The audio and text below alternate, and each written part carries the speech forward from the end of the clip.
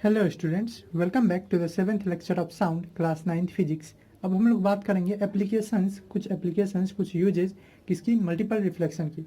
इससे पिछले लेक्चर में हम लोग रिफ्लेक्शन ऑफ साउंड पढ़े थे और वहाँ पर ही मल्टीपल रिफ्लेक्शन के बारे में समझे थे, उसको डिफाइन किए थे। मैंने फिर से आपके लिए ये डिफिनेशन यहाँ लिख दिया होगा मल्टीपल रिफ्लेक्शन का, जो कि होता है successive reflection of sound from a number of obstacle. बहुत सारे रुकावटों से जब एक के बाद एक रिफ्लेक्शन होते रहता है, उसी को हम लोग क्या बोलते हैं, मल्टीपल रिफ्लेक्शन। जैसे कि थंडर लाइटनिंग में है, या हम किसी बिल्डिंग के सामने, या किसी दीवार, लंबे दीवार, या किसी पहाड़, किसी वैली, उसके पास जाके चिल्लाते हैं तो ऐसा आवाज़ आता है।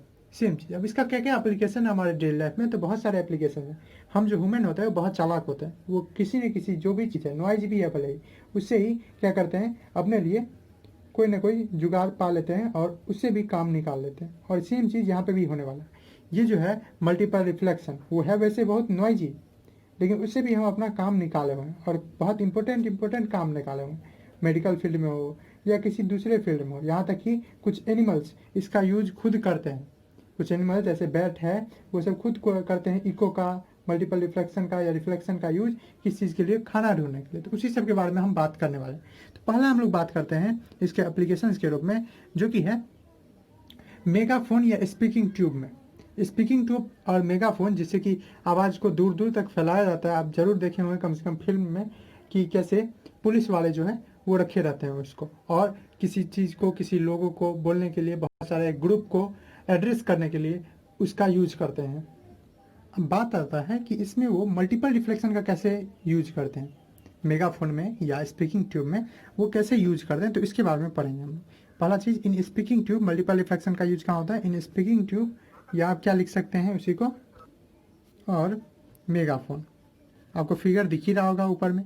और उसके साथ साथ हम लोग देखते हैं कुछ स्ट्रक्चर। यहाँ से जब कोई सोर्स या हम ही बोलते हैं, उस कंडीशन में इसका स्ट्रक्चर आपको कैसा दिखता है, कुछ इस तरह का फैला रहता है बाहर की तरफ।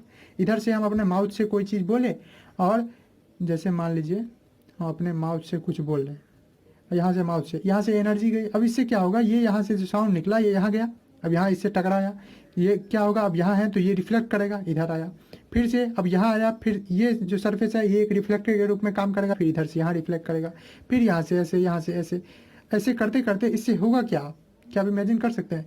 इससे होगा ये कि साउंड जो कि हम अगर वैसे ही बोलते तो पूरा चारों डायरेक्शन में स्प्रेड करता, लेकिन जब हम इस नैरो होल से जब हम बोले, तो वो साउंड एक फिक्स्ड वाइडनेस के थ्रू जाते गया, और ये पतला से होते होते होते होते और क्या हुआ, और इसका इंटेंसिटी बढ़ गया। उसी तरह से इधर से जो आवाज़ निकला होगा वो इस तरह से मल्टीपल टाइम्स, बहुत बार रिफ्लेक्ट होते होते होते क्या हुआ होगा, बाहर हुआ होगा, बाहर आया होगा, और बाहर में जो लोग हैं, जो ग्रुप है, उसको एड्रेस करते हैं लोग। ओके, तो कभी कभी कभी कभी हम क्या चाहते हैं कि साउंड लंबे डिस्टेंस तक चले, तो इसके लिए भी ये फेवरेबल है, to make sound to travel a large distance. जिससे पहले अब क्या होता है, जब भी हम कोई साउंड निकालते हैं या कहीं से साउंड आता है, तो वो जैसे जैसे दूरी बढ़ता है तो उसका इंटेंसिटी खत्म हो जाता रहता है, और वो बाद में इनऑडिबल हो जाता है, मतलब हम लोग उसको अच्छे से सुन नहीं पाते। तो उस चीज़ के लिए ये अच्छा है। या किसी ग्रुप को आपको एड्रेस करना है तो उसके इसमें अच्छा है। इससे होता क्या है, हम लोग साउंड को कन्फाइन कर लेते हैं, एक तरह से बांध देते हैं एक ट्यूब में। ओके, जिससे कि ये क्या होता है, एक पर्टिकुलर डायरेक्शन में जाता है, मल्टीपल टाइम से रिफ्लेक्ट होते हुए, और लार्ज डिस्टेंस को आराम से ट्रेवल कर पाता है। इसी के बेसिस पे बहुत सारे चीज़ जैसे ट्रम्पेट होते हैं, शहनाई होती है, ये सब भी बनाए जाते हैं इसी के बेसिस पे। ओके, तो यहाँ आप लिख सकते हैं, इससे होता क्या है, साउंड जो है वो कन्फाइंड रहता है, साउंड रिमेन्स कन्फाइंड, यानी बंधा रहता है एक तरह से बोल सकते हैं, इन पर्टिकुलर डायरेक्शन, और वो स्प्रेड नहीं होता है चारों तरफ। पहला चीज़ आप ये देख सकते हैं। दूसरा चीज़ आप देख सकते हैं क्या चीज़, इसी प्रिंसिपल पे अगर पूछ दे आपको कि शहनाई जो है या वैसे बांसुरी सब किस बेसिस पे बनाए जाते हैं, तो answer is on the basis of multiple reflection. उनके पीछे का सिद्धांत, प्रिंसिपल क्या है, मल्टीपल रिफ्लेक्शन। दूसरा एप्लीकेशन आप देख सकते हैं ईयर ट्रम्पेट में। अब ईयर ट्रम्पेट क्या होता है, ईयर ट्रम्पेट और हियरिंग एड, ये दो चीज़ें हैं अलग अलग, जिनका यूज़ होता है वैसे लोगों के लिए जो जिनको या तो सुनने में परेशानी है, या वो पूरी तरह से एक तरह से डिफ हो चुके हैं। ओके, हियरिंग ट्रम्पेट जो है ये एक मशीन है जो कि यूज किया जाता है वैसे पर्सन के द्वारा जिनको अच्छे से सुनाई नहीं दिया जाता। ये मशीन है used by people people who are hard of hearing, यहाँ पे हार्ड मतलब कठोर नहीं है, हार्ड ऑफ हियरिंग मतलब जिनको अच्छे से सुनाई नहीं दे रहा। वो साउंड एनर्जी जो कि एक अब ऐसा ही स्ट्रक्चर उसका भी ऐसा ही रहता है, आपको दिख ही रहा होगा। उसके इसमें क्या होता है कि जो साउंड एनर्जी है जैसे इसमें हुआ था, तो साउंड एनर्जी रिसीव किया जाता है। अब इसमें भी कुछ ऐसा ही होता है जैसा कि मेगाफोन सब में होता है। जो साउंड एनर्जी है वो रिसीव किया जाता है एक वाइड इंड जो ट्रम्पेट है उसके, और वो फिर धीरे धीरे छोटे एरिया में कॉन्सेंट्रेट कर दिया जाता है। अब वो अच्छे से दिख रहा होगा ऊपर, इसका जस्ट उल्टा एक तरह से बोल सकते हैं। तो बहुत दूर से जो साउंड आता है वो इसके अंदर आके मल्टीपल टाइम्स रिफ्लेक्ट करता है, और वो इसका एम्पलीट्यूड बढ़ जाता है, इंटेंसिटी बढ़ जाता है, और वो हमको और अच्छे से सुनाई देता है। तो नैरो इंड जो छोटा सा इंड रहता है ट्रम्पेट का जो इंड है ये, जिसको उसको जब कान में आपको इंसर्ट किया जाता है तो वो पूरा जितना साउंड एनर्जी था जो कि ट्रम्पेट के स्टार्टिंग इंड पे पड़ा था वो सारा डिलीवर कर देता है। और अगर आप किसी आदमी को कम भी सुनाई देते रहता है तो चूंकि साउंड इतना एम्पलीफाई हो गया रहता है, इतना उसका एम्पलीट्यूड बढ़ गया रहता है कि वो आराम से सुनाई देता है। तीसरा चीज़ आप उसी तरह से है इन हियरिंग एड में इसका यूज है। हियरिंग एड भी क्या है, ये भी एक मशीन ही है। वो जो यूज किया जाता है एक इलेक्ट्रॉनिक मशीन है, इलेक्ट्रॉनिक डिवाइस है, या battery operated electronic battery operated device लिखिए क्योंकि बैटरी का यूज़ किया जाता है। ये तो आप देखे होंगे बहुत सारे लोगों को। इलेक्ट्रॉनिक बैटरी ऑपरेटेड डिवाइस है जिसका यूज किसके लिए किया जाता है, जो लोग हियरिंग लॉस से गुजर रहे हैं या उनको बहुत कम या कि ना या ना के बराबर सुनाई देता है, उनके द्वारा यूज किया जाता है। तो यूज्ड बाय पीपल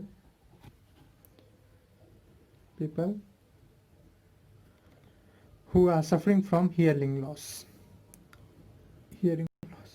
अब इसको आप अगर थोड़ा थोड़ा आपको दिक्कत हो रहा है तो हो सकता है आप एड में अच्छे से नहीं पढ़े होंगे ईयर के बारे में। कोई चिंता नहीं है, 2 लेक्चर बाद हम लोग ईयर का स्ट्रक्चर लाने वाले हैं जहाँ हम लोग और अच्छे से पढ़ेंगे। People who are suffering from hearing loss. Okay. और इसमें भी अगेन ऐसा ही होता है कि हियरिंग एड जो है वो फिल्टर कर देता है, माइक्रोफोन रहता है उसके अंदर जो कि साउंड एनर्जी को तुरंत इलेक्ट्रिकल एनर्जी में, इलेक्ट्रिकल सिग्नल में बदल देता है। और कान के अंदर भी यही होते रहता है, कान के अंदर भी होता है यही है कि साउंड एनर्जी जो है वो इलेक्ट्रिकल एनर्जी में बदल जाता है। अब ये इलेक्ट्रिकल एम्पलीफाई कर देता है उसको, यानी एम्पलीट्यूड बढ़ा देता है, इंटेंसिटी बढ़ जाती है, जिससे क्या होता है कि वो हमको आसानी से सुनाई देता है। थर्ड जो उसका एक बहुत इंपॉर्टेंट है वो है फोर्थ बहुत इंपॉर्टेंट जो है वो है स्टेथोस्कोप में। ये तो आप देखे होंगे डॉक्टर यूज करता है इस चीज़ का अक्सर पल्स नापने के लिए, आपका पल्स मेजर करने के लिए, लेकिन उसके साथ साथ ही उससे वो बहुत सारी चीज़ों को पता कर लेता है। मेनली स्टेथोस्कोप का अगर यूज देखा जाए तो स्टेथोस्कोप का मेन यूज होता है वो पल्स नापने के लिए होता है। आपका जो रेट है ब्लड के पंपिंग का जिसको पल्स रेट बोलते हैं उसके लिए यूज होता है, लेकिन उसके अलावा भी इसका बहुत ज़्यादा यूज है। इसके बाद हम लोग पढ़ते हैं थोड़ा सा स्ट्रक्चर भी, इसको थोड़ा डीप में पढ़ेंगे, थोड़ा सा स्ट्रक्चर वगैरह भी देख लेंगे। तो ये अब जानते हैं कि ये एक मेडिकल इंस्ट्रूमेंट है, एक मेडिकल इंस्ट्रूमेंट है। यूज किसके द्वारा किया जाता है, डॉक्टर के द्वारा, यूज्ड बाय डॉक्टर। किस चीज़ के लिए, तो हम लोगों को डायग्नोसिस करने के लिए, डॉक्टर फॉर मेकिंग एक रफ डायग्नोसिस करने के लिए, for making a rough diagnosis of disease. क्योंकि ब्लड से ही, अब अगर बायोलॉजी में थोड़ा मोड़ा इंटरेस्ट रखते हैं तो आप ये चीज़ समझते होंगे कि ब्लड का सर्कुलेशन अगर सही है तो आप एकदम कंफर्टेबल है। ब्लड अगर गड़बड़ है तो ये नहीं कि ब्लड प्रेशर ही इधर उधर है, बहुत सारे कारण हो सकते हैं। अगर ब्लड का फ्लो सही है मतलब आपका बॉडी का फंक्शन लगभग सही है। और यही चीज़ पल्स रेट को मेजर करके स्टेथोस्कोप एक रफ आइडिया, डॉक्टर जो है एक रफ आइडिया लगाता है कि आपके बॉडी में सब कुछ सही चल रहा है या नहीं। अब इसका थोड़ा सा कंस्ट्रक्शन भी देख लेते हैं। आपको फिगर दिख ही रहा होगा कि 2 इसका एंडपोल होते हैं, किस तरह से ये इस तरफ से आएगा, आपको फिगर दिख ही रहा होगा, मैं सिर्फ आपको बता रहा हूँ और उसमें मैं लेबलिंग कर ही दूंगा तो आप देख लीजिए कि जैसे आपको फिगर में दिखाया गया स्टेथोस्कोप के पास क्या क्या रहता है। तो इसके पार्ट्स के बारे में बात कर लें, पार्ट्स या कंस्ट्रक्शन के बारे में, इसमें क्या क्या चीज़ रहता है। तो इसके पार्ट्स के जब बारे में बात करेंगे तो पहला रहता है एक मेटलिक डिस्क। ये मेटलिक डिस्क रहता है। मेटलिक डिस्क को यहाँ पे मैंने सी नाम दिया है, मेटलिक डिस्क सी। क्यों डिस्क को डी क्यों नहीं नाम दिया, क्योंकि डी नाम एक डायफ्राम होता है उसके लिए यूज किया गया। डायफ्राम में सिंपली एक पतला सा स्किन जैसा होता है ना, उसी तरह से पर इसके केस में भी वैसा ही होता है, स्किन जैसा एक पतला सा। दूसरा चीज़ क्या रहता है, डायफ्राम, जिसको मैंने डी से डिनोट किया है, डायफ्राम डी, जो कि इसके ऊपर रहता है। चिंता नहीं करना, आपको ये सब याद नहीं करना है, मैं आपको सिर्फ बता दे रहा हूँ ये कैसे काम करता है। एक और चीज़ आप देख सकते हैं, एक कोन रहता है, एम नाम दिया है, एक कोन एम ओवर मेटलिक डिस्क के ऊपर, मेटलिक डिस्क जो कि कनेक्टेड रहता है किससे, कनेक्टेड टू रबर ट्यूबिंग, एक रबर का ट्यूब लगा रहता है उससे, उसको आर से डिनोट किया गया यहाँ। उसके बाद एक 3 वे मेटल ट्यूब टी, आप देख रहे होंगे मेटल का ट्यूब रहता है जिसमें 3 वे है, T1 है, T2 है, 3 वे आपको दिख रहा है मेटल ट्यूब। टी जो कनेक्ट करता है आर को भी, देख रहे हैं, एक इधर और एक इधर की तरफ। तो ये टी जो है वो 3 वे है, एक इधर और एक इधर की तरफ। तो 3 वे जो मेन है वो क्या है, 3 वे मेटल ट्यूब जो हम टी बोलेंगे। अब इसमें से ये आर को कनेक्ट करता है जिसको आप ईयरफोन कह सकते हैं। E1 E2 आपको दिख रहा है इसलिए E1 E2 नाम दिया है ईयरफोन। E1 E2 जैसे कान में आप ईयरफोन लगाते हैं उसी तरह से। और उसके साथ साथ T1 और T2 को भी कनेक्ट करने का काम करता है। ओके, उसके बाद एट लास्ट एक और लिख ही लीजिए क्या रहता है, वो रहता है एक स्प्रिंग एस जो कि T1 T2 को कनेक्ट किया हुआ है। स्प्रिंग एस जो इसका काम क्या है, तो helps in adjusting distance between earphone, जिसका यूज होता है ईयरफोन जो है E1 E2 उसके बीच में डिस्टेंस को एडजस्ट करने के लिए। Helps in adjusting the distance between E1 and E2। Okay, अब ये काम कैसे करता है इसके बारे में थोड़ा सा पढ़ लेते हैं।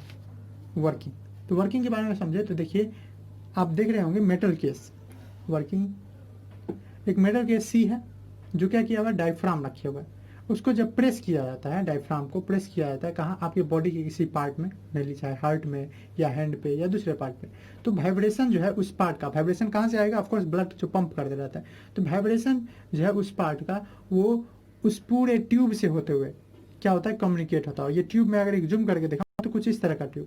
अब इसमें क्या होगा, जब आपका ब्लड पे रखा गया तो ये कुछ इस तरह से एक साउंड का वेव आया, वाइब्रेशन से इधर गया, फिर इधर गया, फिर इधर गया, फिर इधर गया। तो हो क्या रहा है, अब अगर गौर दे तो फिर से यहाँ भी मल्टीपल रिफ्लेक्शन हो रहा है। तो जो मेटल केस है, मेटल का जो कवर है सी, जो डायफ्राम रखे हुआ है, उसको जब प्रेस किया जाता है आपके बॉडी पे तो क्या होता है, वाइब्रेशन जो होता है उस पार्ट का वो कम्युनिकेट होता है डायफ्राम डी में, जो वाइब्रेट करने लगता है, डायफ्राम खुद वाइब्रेट करने लगता है। अब ये वाइब्रेट क्या करता है, ये वाइब्रेशन जो है उसका वो मल्टीपल रिफ्लेक्शन में बदल जाता है, किसमें, उस ट्यूब में, उस पाइप में, और वो ट्रेवल करता है आर से, टी से, T1 T2 सारे से करते करते फाइनली कहाँ जाता है, ईयरफोन में, E1 एंड E2 में, ईयरफोन E1 E2 है। अभी ओरिजिनल साउंड जो कि प्रोड्यूस किया गया था ह्यूमन बॉडी का, वो सीधा कहाँ चला गया, ईयरफोन में। और उसी का यूज होता है किसके लिए, आपका जो डायग्नोसिस है, आपका चेक करने के लिए, आपको चेक करने के लिए कि आप स्वस्थ है, हेल्दी है या नहीं। मैं इस चीज़ को लिख दे रहा हूँ, मैंने अभी जो बोला है मैं लिख दे रहा हूँ। वर्किंग मैंने आपके लिए लिख दिया। क्या होता है, डायफ्राम को जेंटली प्रेस किया जाता है आपके बॉडी पार्ट के किसी भी बॉडी पार्ट पे, तो वाइब्रेशन जो होता है बॉडी पार्ट का वो ट्रांसफर हो जाता है डायफ्राम में, क्योंकि उसी से टच है। अब ये डायफ्राम का वाइब्रेशन कहाँ कम्युनिकेट हो जाता है, पूरे ट्यूब में, और वो फाइनली ईयरफोन में पहुँच जाता है, और जो डॉक्टर है वो उस चीज़ को समझ लेता है। इसका एक और मेन इंपॉर्टेंस है, कहाँ कहाँ जहाँ पे मीटिंग होते रहता है या सिनेमा हॉल है, उस सब केस में जब साउंड को पूरी तरह से सभी में पहुंचाना है, सभी लोगों के पास पहुंचाना है, उस केस में इसका यूज होता है। तो एट लास्ट 5 मैं यही लिख दे रहा हूँ, और उसके बाद इसी से रिलेटेड एक है रिवर्बरेशन, इसके बारे में हम लोग पढ़ेंगे। फिर आप लिख सकते हैं कहाँ पे, इन डिजाइन ऑफ कंक्रीट हॉल्स या cinema halls and conference halls, cinema halls, concrete halls, cinema halls and conference halls. जैसे कि एग्जांपल के लिए मैं आपको बता दूं, जैसे कि बना हुआ है लोकसभा, राज्यसभा, वो सब उस केस में, या सिनेमा हॉल बना रहता है, उसका जो सीलिंग आप देखेंगे, छत जो देखेंगे, वो आपको सीधा नहीं दिखेगा हम लोग के घर की तरह। हम लोग का घर अगर देखिएगा तो सीलिंग सीधा रहता है, छत जो है वो सीधा रहता है कुछ इस तरह से, पर उसका छत आप देखिएगा कुछ इस तरह से रहता है, इस तरह से। और इसका कारण आप समझ सकते हैं, अगर लाइट में आप थोड़ा सा रिफ्लेक्शन पड़े हुए, लाइट में आपको याद होगा जब हमारे पास कनकेव मिरर आता है, उसके इसमें फोकस पे जब लाइट आता है तो वो चीज़ जाके और क्या होता है, पैरेलली कम्युनिकेट हो जाता है। जब फोकस से लाइट जाता है तो वो क्या होता है, पैरेलली कम्युनिकेट हो जाता है। मतलब एक बार जब हम लोग फोकस पे लाइट के साथ है तो साउंड के साथ भी होगा, क्योंकि उसी तरह का सब कुछ दिखा रहा है रिफ्लेक्शन। तो अगर हम सोर्स ऑफ साउंड को यहाँ रख दे, स्पीकर को यहाँ रख दे, तो इससे क्या होगा, रिफ्लेक्ट होकर वो पूरी तरह से चारों तरफ स्प्रेड हो जाएगा, और जितने लोग हैं उनको आसानी से सुनाई देगा। और यही चीज़ यहाँ होता है, जो सीलिंग होता है हॉल का, वो कर्व कर दिया जाता है, कनकेव शेप में कर दिया जाता है। सिंपली कनकेव में समझ, कर्व कर दिया जाता है। ओके, कर्व या कनकेव मतलब इनवर्ड में थोड़ा सा टेढ़ा कर दिया जाता है, जिससे हो क्या कि जो साउंड है वो रिफ्लेक्शन के बाद पूरी तरह से सभी के पास पहुंचे। इसका साइंस मैंने आपको बता ही दिया, जब फोकस पे रहता है तो वो पैरेलली चारों तरफ कम्युनिकेट होता है। फिगर आपको अच्छे से और दिख रहा होगा। इसी तरह का एक है साउंड बोर्ड। साउंड बोर्ड और कुछ नहीं, साउंड बोर्ड एक रिफ्लेक्टर है, एक कनकेव या पैराबोलिक, पैराबोल थोड़ा सा टेढ़ा रहता है कुछ इस तरह का, एक पैराबोलिक रिफ्लेक्टिंग सरफेस है। ठीक है, यहाँ पे मैं लिख दे रहा हूँ या साउंड बोर्ड। साउंड बोर्ड को अच्छे से आप देख सकते हैं फिगर में, कुछ इस तरह का है। और इसमें आप स्पीकर को यहाँ बैठा दीजिए और उसके बाद ये कहीं से भी अगर सोर्स ऑफ साउंड जा रहा है तो वो क्या होगा, रिफ्लेक्ट होकर पैरेलली सबके पास चला जाएगा फाइनली। तो ऐसा ही काम करता है कौन, मल्टीपल रिफ्लेक्शन की मदद से हम लोग सभी आदमी जो कि बैठे हुए हैं हॉल में, कॉन्फ्रेंस हॉल हो, सिनेमा हॉल हो या कंक्रीट का हॉल हो, वहाँ पे आप आसानी से by use of multiple reflection पहुँचा सकते हैं। ऐसा ही केस है रिवर्बरेशन का। चलिए पढ़ते हैं रिवर्बरेशन के बारे में। तो रिवर्बरेशन को समझने से पहले हम लोग थोड़ा सा समझते हैं फिर से इको के बारे में। इको के बारे में जिसके बारे में पिछले लेक्चर्स में पढ़ चुके हैं, उसके बारे में थोड़ा सा और समझ लेते हैं। तो देखिए, मान लीजिए कि हम एक हॉल में खड़े हैं, ठीक, एक हॉल में, लंबे से हॉल में, लंबे चौड़े हॉल में। आप लोग जानते हैं इको के लिए 25 डिग्री सेल्सियस जब टेम्परेचर हो तो इको के लिए मिनिमम डिस्टेंस जो रिक्वायर्ड है वो 17.4 मीटर है। इसका डेरिवेशन अभी पिछले लेक्चर्स में हो चुका है।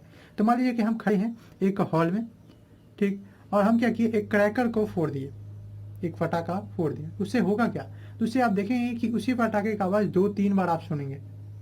उसी तरह से जैसे आप हिल के सामने खड़े हैं और अगर आप कुछ बोलते हैं हेलो ऐसे करके, तो आपको 2-3 बार सुनाई देगा वो चीज़। या कोई वहीं पे ही फायर क्रैकर फोड़ देते हैं तो उस कंडीशन में 2-3 बार क्या होगा, आपको सुनाई देगा। क्यों, क्योंकि वो रिफ्लेक्ट हो रहा है। और यही साउंड जो आता है कुछ देर बाद जो हम सुनते हैं, उसी को हम लोग क्या बोलते हैं, इको। और इसको आप जरूर सुने होंगे ही। और ये एम्प्टी हॉल में, जैसे मैंने बताया एम्प्टी हॉल है अगर, वहाँ पे भी होता है। अब ये क्यों, कैसे होता है और इसको कैसे घटाया जाए, क्या नाम है इसका, कैसे इसको रिजॉल्व किया जाए, उसके बारे में थोड़ा सा और डिटेल में देखते हैं। अब देखिए, कुछ बिल्डिंग्स का कंस्ट्रक्शन ही ऐसे किया जाता है कि उससे इको सुनाई दे आपको क्लियरली और लाउडली, एकदम फ्रेशली, और उसके साथ साथ लाउड में भी सुनाई दे। एग्जाम्पल के लिए आप मान लीजिए कोई ऐसे हॉल में खड़े हैं जो हेमीस्फीयर का है। हेमीस्फीयर जानते होंगे, स्फीयर मतलब होता है पूरा गोल, और हिमी मतलब आधा, यानी आधा इस तरह का। इस तरह का आपको एक हॉल में आप खड़े हैं, यहाँ पे आप आके अगर थोड़ा सा भी बोलेंगे तो वो गूंजेगा और वो आपको 2-3 बार सुनाई देगा। तो अगर आप सेंटर में हैं हेमीस्फीयरिकल हॉल के, और अगर आप क्लैप कर देते हैं, मान लीजिए कुछ बोले ने क्लैप कर दी, ताली ही बजा दी, तो उस कंडीशन में क्या हो रहा है कि जो साउंड है वो चारों तरफ फैलेगा। और इसका कंसेप्ट मैंने पिछले ही लेक्चर्स में दिया हुआ है। वो क्या है, तो वो है कि जब सेंटर पे रहता है, ये कनकेव शेप है, और जब सेंटर पे रहता है तो साउंड चारों तरफ से रिफ्लेक्ट होके और पैरेलली आता है। ये सब मैंने बता चुका है और ये आप पिछले क्लासेस में भी पढ़ चुके हैं। ओके, तो हम बड़े बड़े बहुत सारे इको को सुनेंगे इस कंडीशन में। कभी कभी इको जो होता है वो डिस्टर्बिंग हो जाता है, अच्छे से सुनाई नहीं देते रहता है हम लोग को, कोई दूसरा चीज़ भी नहीं सुनाई देता है। उसके सामने कोई कुछ बोल रहा है उस हॉल में, ओके, उस कंडीशन में हमको वो चीज़ भी नहीं सुनाई दे रहा है जो दूसरा आदमी बोल रहा है हमको उस इको के कारण। तो इको कभी कभी डिस्टर्बिंग भी होता है। जब मान लीजिए कोई स्पीकर है, कोई बोलने वाला है, वो लोगों को कुछ बोल रहा है, स्पीकर एड्रेस कर रहा है पब्लिक मीटिंग को, मान लीजिए किसी लार्ज ग्राउंड में, तो इको अगर अगल बगल के बिल्डिंग से आ रहा है तो वो सभी लोगों को सुनने में थोड़ा दिक्कत कर सकता है, क्योंकि बिकॉज हमारा परसिस्टेंस ऑफ साउंड जो है वो लगभग 1/10 ऑफ सेकेंड है। तो उस केस में अगर वो आ रहा है तो हमको डिस्टर्ब कर सकते हैं। जब हम बात करते हैं मान लीजिए किसी रूम में, तो हम इको को नहीं सुन पाते हैं अगल बगल के दीवार से। मैंने इसका रीजन बता ही दिया हुआ है कि उसके लिए एक मिनिमम डिस्टेंस चाहिए जो कि है 34.4 मीटर अगर 25 डिग्री सेल्सियस का टेम्परेचर है। अब इसी चीज़ को हम लोग रिवर्बरेशन में थोड़ा सा डिटेल में पढ़ते हैं। तो मान लीजिए जैसे यही हॉल है, तो इसमें अगर एक शार्प साउंड बनाया जाए, साउंड निकाला जाए, तो लिसनर जो है, जो सुनने वाला है, यहाँ पे बैठे हैं, यहाँ पे बैठे हैं, यहाँ पे बैठे हैं, वो अच्छे से नहीं सुन पाएंगे। ओके, क्योंकि वो लंबे समय तक रहेगा ना, वो इको जो है बार बार आते रहेगा, तो वो लंबे समय तक रहेगा। और इंटेंसिटी जो है साउंड का वो पहले बहुत ज़्यादा रहेगा और धीरे धीरे वो क्या हो जाएगा, गिरते जाएगा और बाद में सुना ही नहीं देगा। अब ये जो होता है वो किसके कारण होता है, ये होता है due to number of reflection, multiple reflection उस हॉल में। साउंड एनर्जी जो है वो डिक्रीज हो रहता है धीरे धीरे धीरे, और बाद में सुनाई ही नहीं देता है। और ये इंटरेस्टिंग है यहाँ पे क्या चीज़, कि साउंड वेव जो है वो लगभग 300 रिफ्लेक्शन किसी रूम में, किसी ऑर्डिनरी साइज के रूम में कर सकता है। वो जो रिफ्लेक्शन है साउंड का लगभग 300 बार हो सकता है। यही जो फेनोमेना है किस चीज़ का, कि कोई साउंड का परसिस्ट रहने का या प्रोलोंगेशन का, मतलब लंबे समय तक रहने का, भले ही सोर्स उसका हट चुका है, मैं भले ही बोलना बंद कर देता हूँ, लेकिन 1/10 ऑफ सेकेंड तक आपके माइंड पे वो इम्पैक्ट रहता है। इसी चीज़ को बोला जाता है रिवर्बरेशन। क्या बोलते हैं, रिवर्बरेशन। मतलब what is reverberation?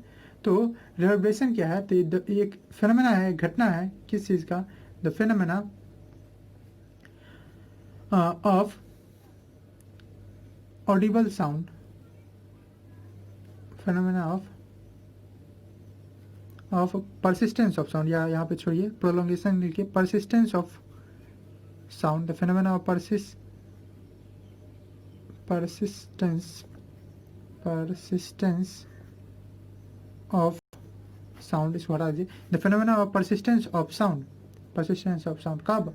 even after the source has stopped, even after the source जो है वो स्टॉप हो चुका है, बोलना बंद कर चुका है, source has stop emitting sound, यानी साउंड जो है अगर कोई सोर्स देना बंद भी कर चुका है, सोर्स से कोई साउंड नहीं आया, उस कंडीशन में भी उसके बाद भी अगर आ रहा है साउंड, तो उसी को क्या बोलते हैं? रिवर्बरेशन। आप खुद डिफिनेशन बना सकते हैं, आप पे डिपेंडेंट है, मैं किसी बुक से नहीं लिख रहा हूँ, मैंने खुद बना के लिखा हुआ है, और आप भी उसी तरह से बना सकते हैं, आप पे डिपेंडेंट है। डिफिनेशन कभी भी रटना नहीं चाहिए या बुक से याद नहीं करना चाहिए। हाँ, कुछ लॉ होते हैं, कुछ स्टेटमेंट होते हैं, उसको वैसे का वैसा लिखना रहता है तो अच्छी बात है, नहीं तो आप डिफिनेशन खुद से बनाने का कोशिश कीजिए। जैसे रिवर्बरेशन, आप बहुत सारा चीज़ लिख सकते हैं। एक ऐसा फिनोमेना सिंपली लिख सकते हैं, the persistence of sound even after the source is removed, source is removed, अब स्टॉप को हटा के source is remove, the persistence of sound, या प्रोलोंगेशन, इस परसिस्टेंस की जगह आप क्या लिख सकते हैं? परसिस्टेंस मतलब क्या? लंबे समय तक रहना, तो इसको आप इस वर्ड की जगह आप लिख सकते हैं प्रोलोंगेशन, मतलब लंबे समय तक रहना, प्रोलोंगेशन ऑफ ऑडिबल साउंड या सिंपली साउंड, इस चीज़ को बोलते हैं क्या चीज़? रिवर्बरेशन। और जिस टाइम तक रहता है उसको बोलते हैं रिवर्बरेशन टाइम। क्या बोलते हैं? Reverberation time. अब ये हो रहा था क्यों है, मैंने आपको बता ही दिया, मल्टीपल रिफ्लेक्शन का। एक ऑर्डिनरी अगर साइज का रूम है तो उसमें लगभग 300 टाइम्स मल्टीपल रिफ्लेक्शन होते हैं, जो कि बहुत ज़्यादा है, तो इतने टाइम तक रहेगा। तो वो टाइम जो है उसको रिवर्बरेशन टाइम कहते हैं, the time for which reverberation persist, वो टाइम जब तक क्या होने वाला है? रिवर्बरेशन परसिस्ट रहने वाला है, यानी रिवर्बरेशन रहने वाला है, यानी साउंड रिपीट होते रहता है, उस चीज़ को हम लोग क्या बोलते हैं? Reverberation time, persist. और परसिस्ट करने का मतलब तब तक जब तक कि वो उसका जो इंटेंसिटी है वो खत्म ना हो जाए, हमको सुनाई ना दे, तब तक। अब देखिए, अब अगर ऐसा इंटेंसिटी है, ये शॉर्ट ड्यूरेशन साउंड है, अगर शार्प साउंड है या शॉर्ट ड्यूरेशन साउंड है, तो रिवर्बरेशन टाइम जो है वो काउंट किया जाता है उस टाइम से जब से वो प्रोड्यूस हुआ है। मतलब रिवर्बरेशन टाइम जो कैलकुलेट होता है वो तब से नहीं कि जब पहला आ गया तब, नहीं, जब से साउंड प्रोड्यूस हुआ तब से। ओके, अब अगर लगातार कंटिन्यूसली जा रहा है, मतलब कोई आदमी बोलते जा रहा है, तो रिवर्बरेशन टाइम कब से कैलकुलेट होगा? तो तब से जब सोर्स जो है वो साउंडिंग बंद कर दिया, मतलब बोलना बंद कर दिया। ये रिवर्बरेशन टाइम के बारे में थोड़ा सा था। ओके, रिवर्बरेशन टाइम कब से कैलकुलेट किया जाता है उसके बारे में अगर आपको नहीं समझ में आया है तो एक बार फिर से बैक जाइए और सुन लीजिए, आपको समझ में आ जाएगा। अब बात है कि रिवर्बरेशन रिड्यूस कैसे किया जाए, क्योंकि ये तो हार्मफुल है। ऐसे अगर रहेगा, बार बार कोई चीज़ आते रहेगा, तो फिर सुनेगा लोग कैसे? लोग जो पीपल एड्रेस कर रहा है, जो लोग मीटिंग में बोल रहे हैं, चाहे वो हमारे टीचर ही हो या कोई लीडर है या पार्लियामेंट है या सिनेमा हॉल है, उस केस में कैसे लोग ऐसे इतना अगर नॉइज रहेगा, एक तरह से नॉइज हो गया, तो वो कैसे सुन पाएगा? तो इसके लिए हम लोग रिवर्बरेशन को रिड्यूस करते हैं। तो कैसे रिवर्बरेशन को रिड्यूस कर सकते हैं? तो उसके लिए कुछ हमारे पास उपाय है, रिवर्बरेशन रिड्यूस। तो आखिर हो क्यों रहा है रिवर्बरेशन? तो रिवर्बरेशन हो रहा है रिपीटेड रिफ्लेक्शन के कारण। कारण अगर जान ले, कारण खत्म कर दे तो हमारा काम हो जाएगा। तो रिपीटेड रिफ्लेक्शन के कारण हो रहा है साउंड वेव का, सीलिंग से या वॉल से या फ्लोर से। ऐसा ही हो रहा है कि अगर यहाँ से गया, फिर यहाँ रिफ्लेक्ट किया, फिर यहाँ ऐसे ऐसे रिफ्लेक्ट हो रहा है। ठीक, अगर हम एब्जॉर्प्शन एरिया साउंड का बढ़ा दें, साउंड रिफ्लेक्ट हो रहा है ना, मैंने बताया था कि जब साउंड या लाइट कोई एनर्जी है वो इधर आ रहा है कोई सरफेस पे, तो तीन चीज हो सकता है, आइदर ट्रांसमिशन वो पास कर जाए, दूसरा एब्जॉर्प्शन सरफेस पूरी तरह से इसको एब्जॉर्ब कर ले, तीसरा ये रिफ्लेक्ट कर जाए, लौट जाए, ये तीन चीज होता है।